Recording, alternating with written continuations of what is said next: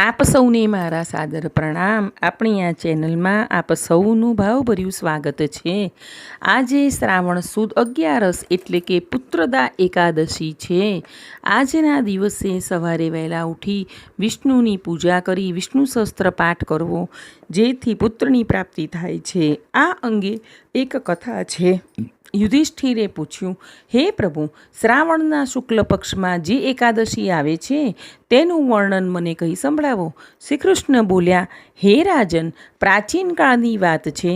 દ્વાપર યુગના પ્રારંભનો સમય હતો। મહિષ્મતી નગરના રાજા મહિજીત પોતાના રાજ્યનું પાલન કરતા હતા, પરંતુ તેમને કોઈ પુત્ર ન હતો।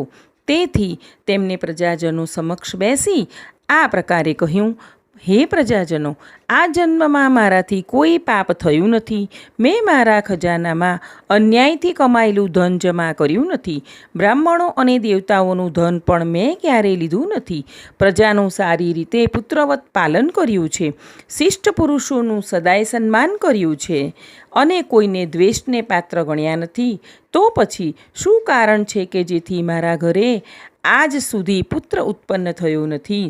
તમે લોકો એનો વિચાર કરો। રાજાના આ વચનો સાંભળી પ્રજા, પુરોહિતો અને બ્રાહ્મણો સૌ ગહન વનમાં ગયા અને ઋષિમુનિઓના આશ્રમોની શોધ કરવા લાગ્યા। એટલામાં એમને મુનિશ્રેષ્ઠ લોમેશજીના દર્શન થયા। તેઓ ધર્મના તત્વજ્ઞ, વિદ્વાન અને દીર્ઘાયુ તથા મહાત્મા હતા। એ મહામુનિ ત્રણેય કાળની વાતો જાણતા હતા। મુનિને જોઈને બધા લોકોને ખૂબ આનંદ થયો। આ લોકોને જોઈને લોમેશજીએ પૂછ્યું, તમે બધા અહીં શા માટે આવ્યા છો? તમારા આગમનનું કારણ જણાવો। તમારા માટે જે હિતકર કાર્ય હશે તે હું અવશ્ય કરીશ।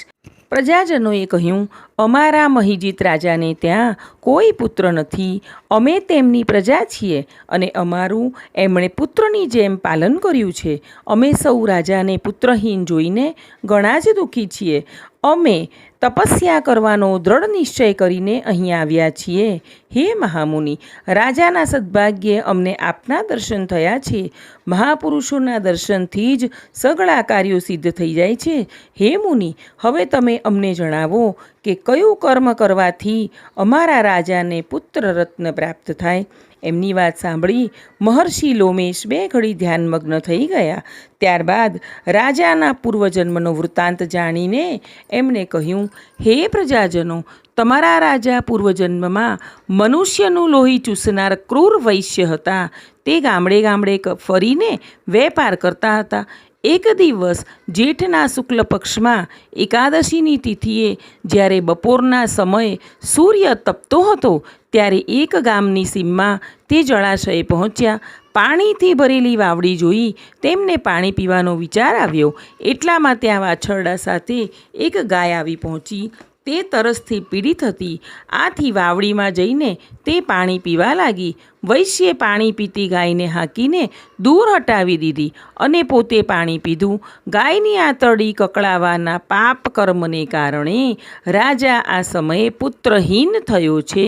બીજા કોઈ જન્મના પુણ્યથી તેને નિષ્કંટક રાજ્યની પ્રાપ્તિ થઈ છે।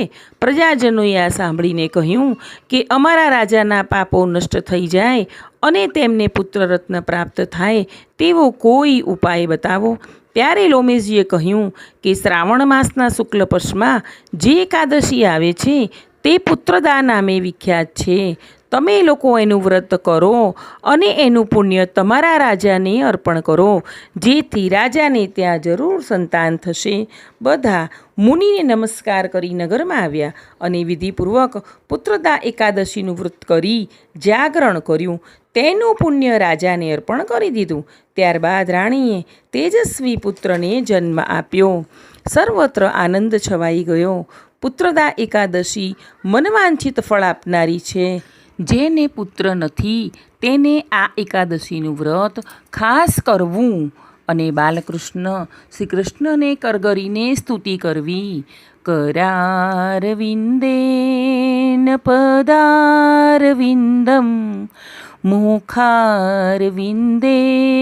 विनवेशयन्तं वटस्य पत्रस्य पुटे शयानं बालं मुकुन्दं મનસા સ્મરામી. વળી આજે પવિત્રા એકાદશી પણ હોવાથી ભગવાનના કોઈ પણ સ્વરૂપને ખાસ પવિત્રા ચડાવવા. આ એકાદશીના વ્રતથી મનુષ્યો પાપોથી મુક્ત થઈ ઇન્દ્રલોકમાં જાય છે અને ત્યાં સુખ મેળવીને પરલોકમાં સ્વર્ગીય ગતિને પ્રાપ્ત કરે છે. આ દિવસે ગાયને ઘાસ ખવડાવવું, પીપળે પાણી રેડવું, કીડીને કણ અને હાથીને મણ પરિસ્થિતિ મુજબ દાન કરવું અને આખો દિવસ પ્રભુની ભક્તિમાં પસાર કરવો. બાલ મુકુંદ ભગવાન શ્રી કૃષ્ણની જય. લક્ષ્મીપતિ શ્રી વિષ્ણુ ભગવાનની જય. આમ અહીં આપણે પુત્રદા એકાદશીની વાર્તા સાંભળી. આગળના વિડીયોમાં એકાદશીનું મુહૂર્ત, પારણા, પૂજા, મહત્ત્વ વગેરે દર્શાવેલ છે.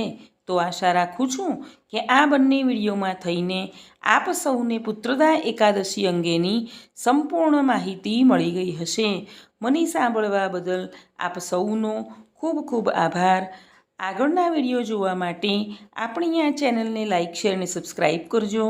આપણે સૌ હંમેશા ખુશ અને નિરોગી રહીએ તેવી પ્રભુના ચરણોમાં પ્રાર્થના.